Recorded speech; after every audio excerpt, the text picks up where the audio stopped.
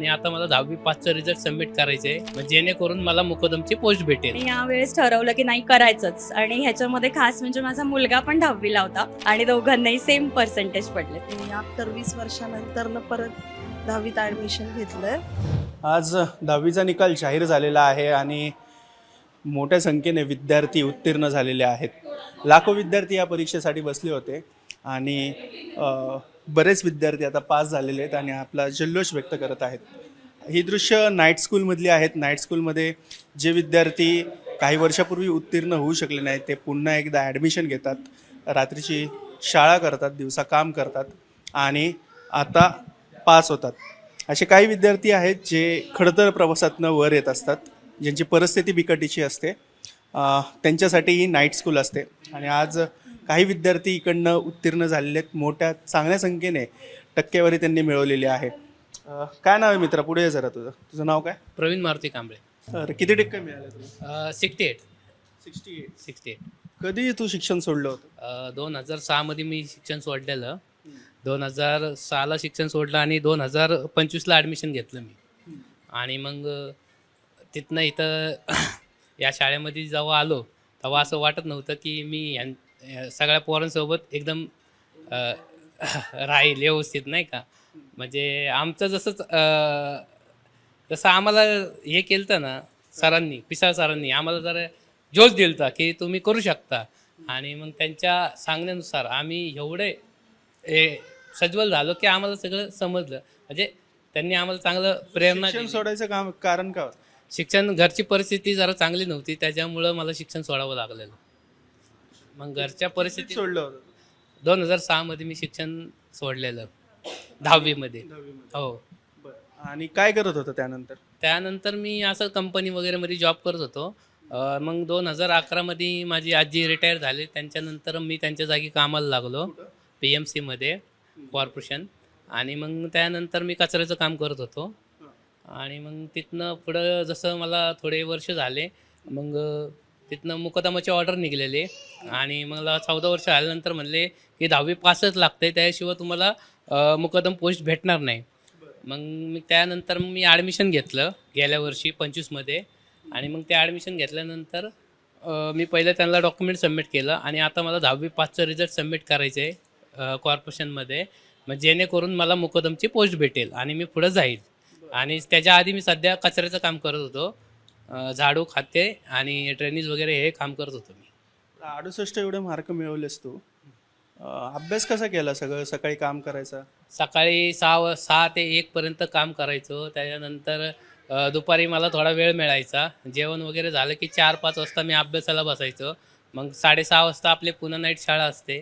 त्याच्यानंतरच्या शाळेमध्ये 9:30 पर्यंत शिक्षण घ्यायचं आणि मग घरी गेल्यावर थोडं रिव्हिजन करायचं आणि मग परत झोपायचं. हां, डेली रुटीन होतं? हा डेली रुटीनच होता. तुझा सब्जेक्ट असा कुठला आवडत आहे? माझा सब्जेक्ट आवडता इंग्लिश आहे, पण त्यातच मला कमी मार्क पडलेत. किती मार्क? 45 पडलेत. हां. बरं. आता पुढे काही शिकायची इच्छा आहे का तुझी? पुढं मला ग्रॅज्युएशन, 12वी हे सगळं करण्याची खूप इच्छा आहे.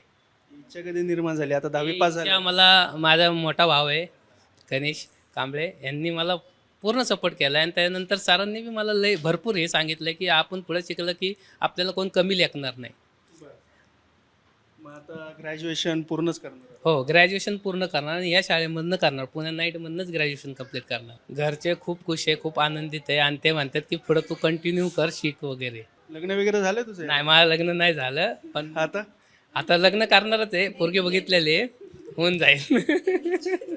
माझं नाव राजेश्वरी दत्ताजी भोसले आणि 26 वर्ष झाली मला शिक्षण सोडून. आणि 26 वर्षानंतर फर्स्ट अटेम्प्ट केला होता 10वीला आणि झाले उत्तीर्ण. पहिली तर शाळा सुटली, त्याच्या मागचं रिझन हे होतं की घरची परिस्थिती किंवा वडिलांना पिण्याची म्हणजे हे लागली आणि मग त्याच्यामुळे भांडणं, वाद, त्याच्यामुळे शिक्षण नाही करता आलं. मग पुन्हा आईची जबाबदारी, मग पुढे लग्न, मुलं, आणि असं करत करत मग आयुष्य एक वेगळ्याच वळणावरती गेलं. मग परत तिथनं सिंगल मदरची जर्नी सुरू झाली आणि मग त्याच्यामध्ये एवढा सगळा वेळ गेला. आणि यावेळेस ठरवलं की नाही करायचंच. आणि ह्याच्यामध्ये खास म्हणजे माझा मुलगा पण 10वीला होता, तर म्हटलं की आपण त्याच्यासोबत करू आणि म्हणून मग मी सुरुवात केली. याच वर्षी होता का? हो, याच वर्षी होता तोही. दोघंही दोघंही आम्ही छान. एकाच वर्षी तुम्ही आई आणि मुलगा हो. असे दोघंही उत्तीर्ण झालेले आहेत 10वी. हो हो, आणि दोघांनाही सेम पर्सेंटेज पडलेत. अरे वा. किती पर्सेंटेज आहे 74. दोघांना? हो.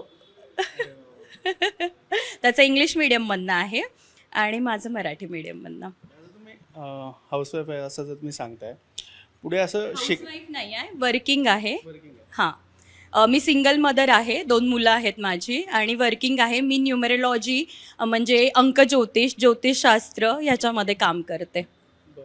हो मग आता परत काय पुढे शिकणं वगैरे काय होणार आहे का? हो, पुढे शिकायचं आहे. मला इच्छा आहे सायकोलॉजीमध्ये PhD करायची. खूप वेळ आहे त्याच्यासाठी, म्हणजे ऑलमोस्ट 10-1 वर्षाचं प्लॅनिंग आहे, पण करायचं आहे. जर सुरुवात केली तर मग आता नाही थांबायचं. वेळेस आता मुलं मोठी झाली, आता इंडिव्हिज्युअल झाली, त्यांचं ते स्वतःला सांभाळू शकतात. मग आता थोडं मला पण असं वाटलं की मी पण माझी जी राहिलेली स्वप्न आहेत ती पूर्ण करायची. किती टक्के पडले तुला? 55. 55. किती वर्षानंतर तू शिक्षण? 2006 साली मी 10वीत होते आणि आफ्टर 20 वर्षानंतरनं परत 10वीत ॲडमिशन घेतलं. म्हणजे की मला पासिंग व्हायचं होतं, कारण पुढं मला बोर्ड एक्झाम पाहिजे होती जर का कुठल्याही सेक्शन किंवा जॉब करण्यासाठी, आणि माझी अपूर्ण होती तेव्हाच्या परिस्थितीनुसार. आणि 20 वर्षानंतरनं मला परत ती अपॉर्च्युनिटी भेटली. इथल्या शिक्षकांनी व मुख्याध्यापकांनी आम्हाला अतिशय चांगल्या प्रकारे प्रोत्साहन केले आणि ही जर्नी आता सुरू झाली आहे. इथून पुढं बघू आता काय करतायत त्या हिशोबाने. ठीक. ताई, तुम्ही या शाळेमध्ये दुसरे आलेला आहात? दुसरे का तिसरे? तिसरे. हो, काय किती वर्ष झाले शिक्षण घेतलं? मी आता 2009 मध्ये 10वी दिली होती, त्याच्यानंतर आता 16 वर्षांनी परत दिली आहे. हो, काय प्रसंग आला होता की तुम्ही 16 वर्ष काय? नाही ते 10वीचं म्हणजे झालंच नाही. थोडं घरची परिस्थिती, घरचं हे होते जरा, आणि आईची डेट, त्याच्यानंतर ते जमलंच नाही, पेपरच लिहिता आला नाही. त्याच्यानंतर आत्ता दिली परत. जर पाहायला गेलं तर हे सगळे जे विद्यार्थी आहेत ते एक नवे चैतन्य घेऊन या परीक्षेमध्ये उत्तीर्ण झालेले आहेत. काय कारणास्तव, काही परिस्थितीमुळे त्यांना 10वी सोडावी लागली होती, पण पुन्हा एकदा त्यांनी ही 10वीची परीक्षा काही वर्षानंतर पास केलेली आहे आणि आपल्यासाठी एक वेगळा करिअर मार्ग देखील निवडलेला आहे. म्हणजे एक उत्तम उदाहरण आहे जिथे आपण समजतो की 10वी पासआउट झाल्यानंतर, लग्न झाल्यानंतर करिअर संपतं, पण एक वेगळा धडा ह्या सगळ्या विद्यार्थ्यांनी या शाळेत शिकून आपल्याला दिलेला आहे. आता याबद्दल तुम्हाला काय वाटतं खाली कमेंट करून नक्की कळवा. कॅमेरा पर्सन गोपाळ हरनेसह मी आदित्य पवार, मुंबई तक.